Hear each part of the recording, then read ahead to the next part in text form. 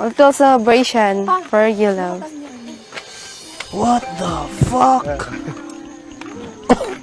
It's Rose Richon. Rose ang puta. Richon, it's expensive, but my family wants Larry's happy and they want to bonding with Larry.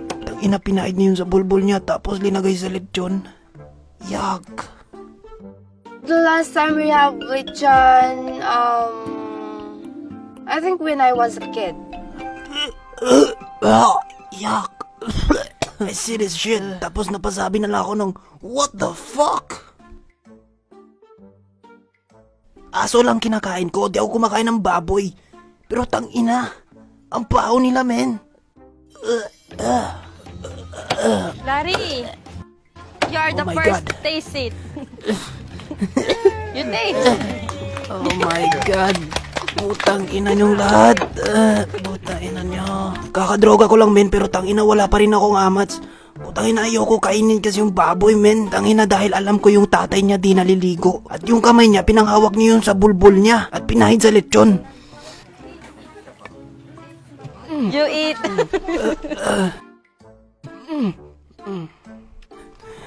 Pwede ba muna maligo muna kayong lahat? Yeah, you first, then they eat. You Tang inang first. baho niyo.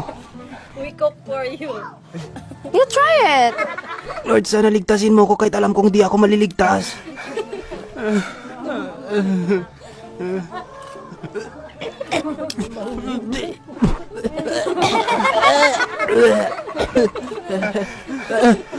Putang ina mo, ha?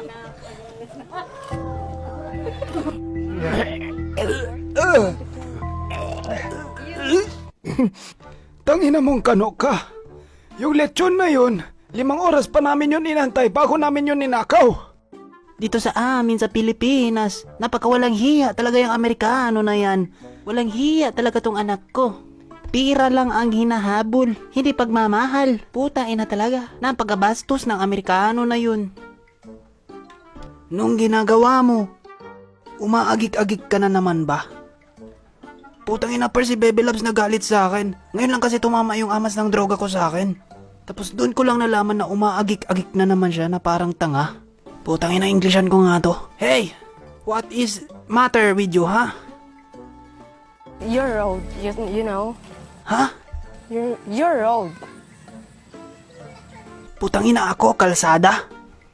I'm road? You acting like a kid. Kid? You don't have respect. Subscribe to my channel. This is Jar Jar King. Oh, namatay ang puta.